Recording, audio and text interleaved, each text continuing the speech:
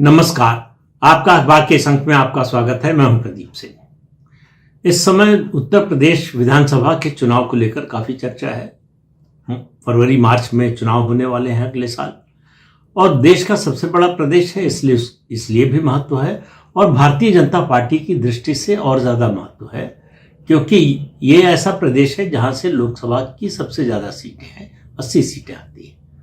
और पिछले 2024 के लोकसभा चुनाव में भारतीय जनता पार्टी की परफॉर्मेंस यहां से बहुत खराब रही। दूसरी चीज यह है कि भारतीय जनता पार्टी उत्तर प्रदेश में तीसरी बार लगातार सत्ता में आने का प्रयास करेगी इस चुनाव में। तो एंटी इनकम्बेंसी की भी बात आती है। एंटी इनकम्बेंसी जो है वो बड़ी स्वाभाविक चीज है। सरकार है तो उससे असंतोष भी होगा, लेकिन पिछले 30-35 सालों का चुनावी इतिहास देखें तो एंटी इनकम्बेंसी से ज्यादा प्रो इनकम्बेंसी दिखाई देती है। तो ये जरूरी नहीं कि आप सत्ता में हैं तो आपके खिलाफ ही हो लोग। आप सत्ता में हो तो आपको सत्ता से बाहर कर ही दिया जाएगा। आपको सत्ता में वापस लाने के लिए भी लोग वोट देते हैं। अब उत्तर प्रदेश में एंटी इनकम्बेंसी दूसरे किसी राज्य की जो एंटी इनकम्बेंसी है उससे एक बहुत उसमें मौलिक अंतर है। किसी भी राज्य में जो भी सत्तारूढ़ दल है, अगर उससे नाराजगी है तो लोग विकल्प चुनते हैं। तो ज्यादातर यह होता है कि जो दूसरी सबसे बड़ी पार्टी है वो विकल्प के रूप में सामने होती है। तो जो सत्तारूढ़ दल है उसकी हार का कोई डर नहीं होता है। जिसको विकल्प चुन रहे हैं, आपने कभी सुना है कि विकल्प जिसको चुन रहे हैं उसके सत्ता में आने से डर लगता हो? ऐसा किसी प्रदेश में मैंने तो न देखा न सुना। उत्तर प्रदेश में है। उत्तर प्रदेश में भारतीय जनता पार्टी हार जाए, इससे उसके जो समर्थक मतदाता हैं उनमें शायद इतनी बड़ी एंजाइटी, इतनी बड़ी चिंता ना हो, लेकिन उनकी चिंता तुरंत बढ़ जाती है जब यह होता है कि भाजपा हार जाएगी तो समाजवादी पार्टी आ जाएगी। तो समाजवादी पार्टी आने की आशंका मात्र से राज्य सरकार के खिलाफ जो भी एंटी इनकम्बेंसी खत्म हो जाती है। इस तरह का पॉलिटिकल फिनोमेना मैं पहली बार देख रहा हूं कि जो मुख्य विपक्षी दल है उसके सत्ता में आने की संभावना मात्र से लोग डरते हों। यह है समाजवादी पार्टी का मूल चेहरा। कि आप बात कीजिए कि समाजवादी पार्टी आ जाएगी, लोगों का तुरंत नजरिया बदल जाएगा, रुख बदल जाएगा। भारतीय जनता पार्टी की आलोचना कीजिए, सुनने वाले बहुत मिल जाएंगे, आपको कोई कमी नहीं होगी। और आप ये इंप्रेशन लेकर आ सकते हैं कि भारतीय जनता पार्टी से नाराजगी बहुत ज्यादा है और सरकार के लिए ये लड़ाई बहुत कठिन है। अभी से सुनाई दे रहा है कि बड़ी टफ फाइट है, बड़ा मुश्किल है, भाजपा को ये करना होगा, ऐसा करना होगा। भाजपा को केवल इतना बताना है कि हम हार गए तो समाजवादी पार्टी सत्ता में आएगी। इतने से ही भाजपा का जो पूरा इलेक्शन कैंपेन है वो सिर्फ एक मुद्दे पर टिक सकता है, या एक मुद्दे के आधार पर ही टिकाया जा सकता है, और वो है कि हम गए तो समाजवादी पार्टी आएगी। अब आप चुनाव कर लीजिए। आप देखिए कि समाजवादी पार्टी 1992 में बनी थी, और उस समय का दौर ऐसा था कि कांग्रेस पार्टी जो राष्ट्रीय पार्टी है वो सत्ता की दौड़ से बाहर हो चुकी थी, और भारतीय जनता पार्टी 91 में पूर्ण बहुमत की पहली बार सरकार बना चुकी थी। 93 और 96 के इलेक्शन में, यानी 91, 93, 96 तीन विधानसभा चुनाव ऐसे हुए जब Bharatiya Janata party single largest party बनी। 91 में पूर्ण बहुमत मिला, 93 और 96 में पूर्ण बहुमत नहीं मिला, लेकिन सिंगल लार्जेस्ट पार्टी बनी, जबकि 93 में सपा बसपा का गठबंधन था। इसके बावजूद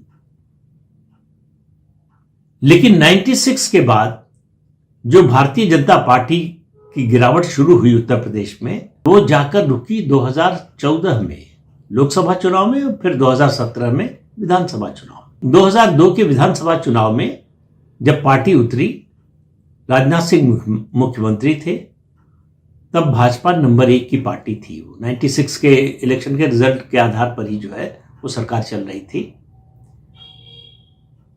और जब नतीजा आया 2002 के चुनाव का, तो भाजपा तीसरे नंबर की पार्टी हो गई। उसके बाद दौर शुरू हुआ सपा बसपा का। 2002 में क्या हुआ, उसके बाद जो दौर शुरू हुआ मैं आज जो बात कहने जा रहा हूं कि मुलायम सिंह यादव 3 बार प्रदेश के मुख्यमंत्री रहे, उत्तर प्रदेश के। एक बार भी अपने विधायी ताकत के आधार पर मुख्यमंत्री नहीं बने। बहुत से लोगों को सुनने में यह आश्चर्यजनक बात लगेगी।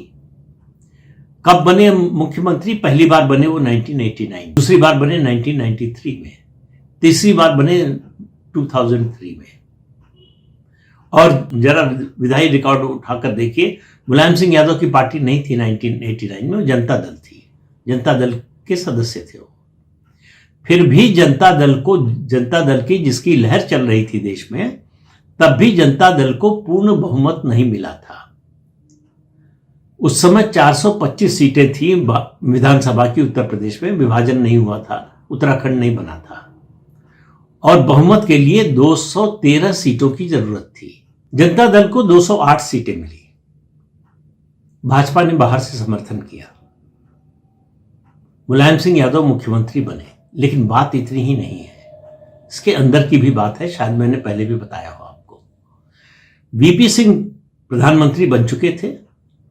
3 दिसंबर को जनता दल के संसदीय दल की बैठक हुई, जिसमें वीपी सिंह चुन लिए गए थे, और 5 दिसंबर को उत्तर प्रदेश में जनता दल के विधायक दल की बैठक होनी थी। वीपी सिंह ने 2 लोगों को ऑब्जर्वर बनाकर भेजा, अरुण नेहरू और आरिफ मोहम्मद खान। स्पष्ट निर्देश था कि मुख्यमंत्री अजीत सिंह को बनवाना है, मुलायम सिंह यादव को नहीं बनने देना है। उस समय जनता दल का मतलब था विश्वनाथ प्रताप सिंह। उनका विरोध कोई नहीं कर, सिर्फ एक चंद्रशेखर जी को छोड़ दे तो उनके विरोध में बोलने की किसी की हिम्मत नहीं थी। यह बड़ा स्पष्ट था कि जिसको वीपी सिंह चाहेंगे वही मुख्यमंत्री बनेगा। मुलायम सिंह इस बात को समझ गए थे कि वीपी सिंह की चलेगी तो वो बनने नहीं देंगे। दोनों की पुरानी दुश्मनी थी, उसका किस्सा फिर कभी उसकी बात करेंगे। जब ये ऑब्जर्वर चल दिए, उसी दिन जो है, शायद 4 तारीख थी, 5 को बैठक होने वाली थी, 3 की रात में या 4 की सुबह मुलायम सिंह यादव लखनऊ पहुंच गए थे। वो 4 तारीख की रात में गए बहुजन समाज पार्टी के मुखिया कांशीराम के घर पर, उनसे मदद मांगी। उन्होंने कहा चाहते क्या उनसे? मुलायम सिंह यादव ने कहा, उन्होंने पूरी कहानी बता दी कि किस तरह से एक ओबीसी को मुख्यमंत्री बनने से रोका जा रहा है। उसके बाद रात में देर तक कांशीराम के घर से जनता दल के जितने दलित विधायक थे उन सबको फोन जाता रहा कि विधायक दल की बैठक में मुलायम सिंह यादव का समर्थन करना है। और जब चुनाव हुआ, मतदान हुआ बाकायदा, बाजी पलट गई। वीपी सिंह उनके साथियों को, जिनको ऑब्जर्वर बनाकर भेजा था, किसी को अंदाजा ही नहीं था कि ज्यादातर दलित विधायक जो है पलट जाएंगे। वो वीपी सिंह की बात मानने के बजाय कांशीराम के निर्देश पर मुलायम सिंह यादव को वोट दे देंगे, और मुलायम सिंह यादव मुख्यमंत्री बन गए। तो पहली बार बने मुख्यमंत्री कांशीराम के समर्थन से, कांशीराम के प्रयास से। फिर दूसरी बार कब बने? 1993 में। फिर कांशीराम की भूमिका थी। सपा बसपा का गठबंधन था, इस बार भी बहुमत नहीं मिला गठबंधन को। 176 सीटें मिली विधानसभा की दोनों पार्टियों को मिलाकर, और 177 सीटें मिली भारतीय जनता पार्टी को अकेले। और कांशीराम ने यह नहीं कहा कि हमारा डिप्टी सीएम होगा, यह भी बार्गेन नहीं किया कि जो है आधे आधे समय के लिए जो है मुख्यमंत्री पद बटेगा। मुलायम सिंह यादव को मुख्यमंत्री मान लिया, और कांग्रेस पार्टी और जनता दल जो समय तक बचा हुआ था उसने समर्थन दिया बाहर से। तब मुख्यमंत्री बने मुलायम सिंह यादव दूसरी बार। फिर 2002 का चुनाव हुआ, उसमें फिर हंग असेंबली आई, किसी को बहुमत नहीं मिला, तो भाजपा और बहुजन समाज पार्टी ने गठबंधन कर लिया, और यह हुआ कि 6-6 महीने के मुख्यमंत्री होंगे।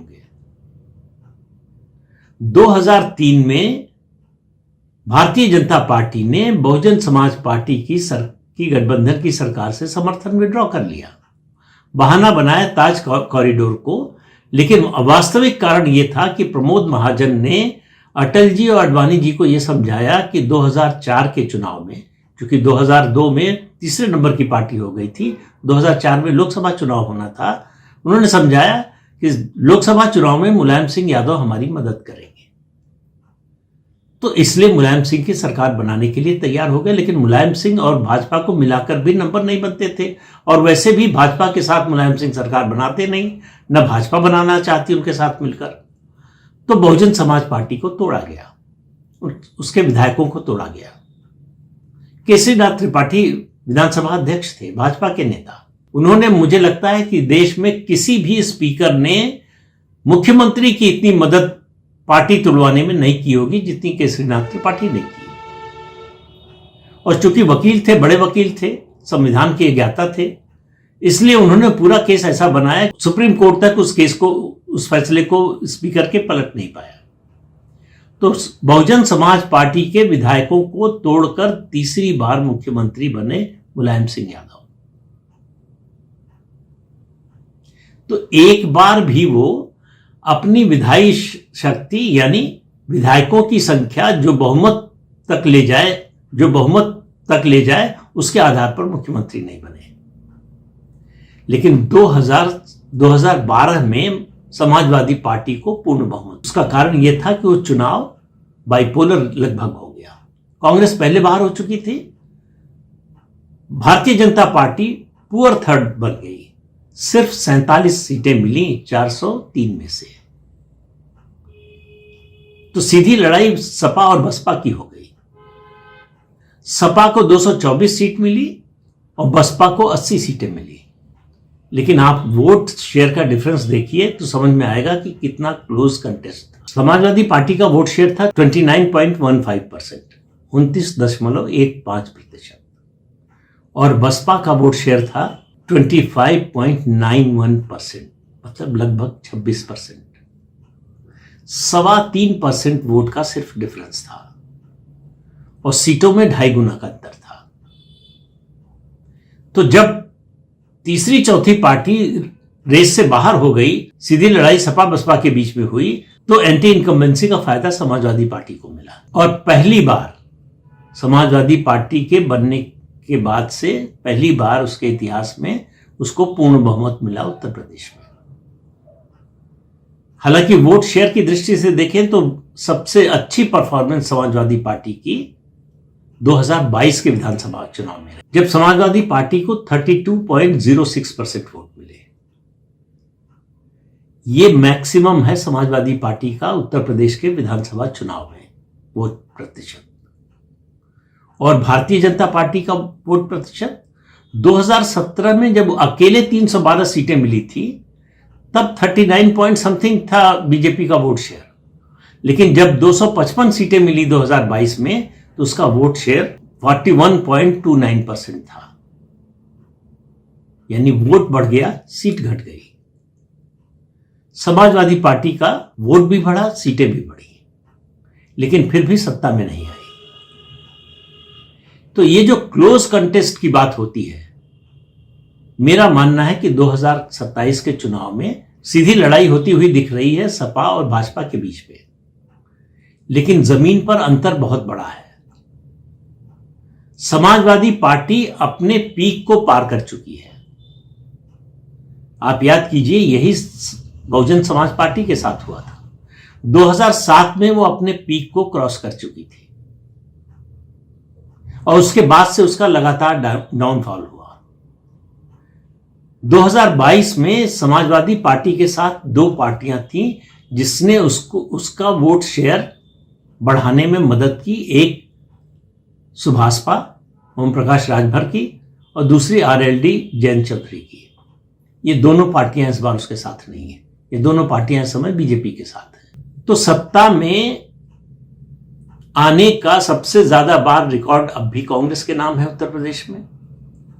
समाजवादी पार्टी एक बार अपने दम पर बहुमत से आई है, बहुजन समाज पार्टी एक बार अपने दम पर बहुमत से आई है। भारतीय जनता पार्टी अब तक 3 बार आ चुकी है, 91, 2017 और 2022, चौथी बार आने जा रही है। तो ये लड़ाई भले ही लग रहा हो कि बाइपोलर जैसी है, क्योंकि बहुजन समाज पार्टी की स्थिति बहुत खराब है, लेकिन फिर भी उसके पास 12% का ठोस वोट शेयर है। और इस बार आरएलडी के अलग होने के कारण इस बात की संभावना ज्यादा है कि पश्चिमी उत्तर प्रदेश में मुस्लिम वोट बहुजन समाज पार्टी को जाए, क्योंकि उनके पास कोई विकल्प नहीं। उनको अगर भाजपा को हराना है तो वहां बसपा को वोट देने के अलावा उनके पास कोई विकल्प नहीं है। एक आध कॉन्स्टिट्यूंसीज की बात 2-4 की छोड़ दीजिए, अलग अलग कॉन्स्टिट्यूंसी में कोई जो है सपा का या कांग्रेस का नेता हो जिसका प्रभाव हो, उसकी बात छोड़ दीजिए। लेकिन इन जनरल अगर आप वेस्टर्न यूपी की बात करें तो इस बार मुस्लिम वोट बटेगा, ये साफ साफ दिखाई दे रहा है। समाजवादी पार्टी को सबसे कम मिलेगा। उसकी वजह सिर्फ एक है कि पश्चिमी उत्तर प्रदेश में यादव पॉपुलेशन लगभग नहीं के बराबर है, तो उनका जो कोर वोट का कॉम्बिनेशन है यादव मुस्लिम, वो पश्चिमी उत्तर प्रदेश में काम नहीं करता। वहां काम करता है जब आरएलडी जैसी पार्टी साथ होती है, जाटों की पार्टी साथ होती है, तो जाट मुस्लिम कॉम्बिनेशन, उसमें कुछ पिछड़ा वर्ग मिल जाता है तो एक तरह से विनिंग कॉम्बिनेशन बन जाता है। वो कॉम्बिनेशन पश्चिमी उत्तर प्रदेश में टूट चुका है। जिस कॉम्बिनेशन के बल पर समाजवादी पार्टी को मैक्सिमम वोट शेयर और मैक्सिमम सीटें मिली 2022 में, वो कॉम्बिनेशन टूट चुका है। और सबसे बड़ी बात जो मैंने शुरू में कही कि उत्तर प्रदेश के लोगों को भाजपा के सत्ता से बाहर होने का कोई दुख नहीं होगा, लेकिन उत्तर प्रदेश में जो भाजपा समर्थक हैं, जो भाजपा के वोटर हैं और जो नहीं हैं, सिर्फ समाजवादी पार्टी के समर्थकों को छोड़ दीजिए, उनके मन में भयानक डर समा जाता है जैसे ही उनके सामने ये संभावना नजर आती है कि समाजवादी पार्टी की सरकार फिर से बन सकती है। उससे उनको जितना डर लगता है फिर वो सब भूल जाते हैं कि भाजपा के खिलाफ नाराजगी क्या है, मुद्दा क्या है। तब उनको लगता है कि अपनी जान रहेगी तब हम पार्टी के बारे में सोचेंगे, किसी नाराजगी जाहिर करेंगे, लेकिन पहले अपनी जान बचाना जरूरी है। समाजवादी पार्टी के आने की संभावना आम वोटर की सुरक्षा खत्म होने की आशंका को जन्म देती है। इसलिए मैं बार बार कह रहा हूं कि इस चुनाव का, उत्तर प्रदेश विधानसभा चुनाव का नतीजा तय हो चुका है। केवल बात है सीटों की, और सीटों के बारे में भी मेरा मानना है कि भारतीय जनता पार्टी 2017 के कितना करीब पहुंचेगी। इस अंक में इतना ही। अगले अंक में फिर मिलेंगे किसी नए मुद्दे के साथ। तब तक के लिए अनुमति दीजिए। नमस्कार।